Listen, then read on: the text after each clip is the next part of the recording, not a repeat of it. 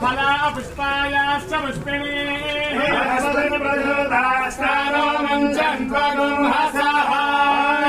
देव्यै महादेव्यै शिवायै सततं नमः नमस्ते भद्रायै वेदा प्रणतस्मदा साङ्गायै सपरिवारायै सवाहनायै सायुधायै सशक्तिकायै श्री महाकाले महालक्ष्मी महासरस्वती त्रिशक्तिस्वरूपिण्यै चण्डे परदेवतायै श्रीमत्पूर्णाहुतं समर्पयामि नमः स्वाहा।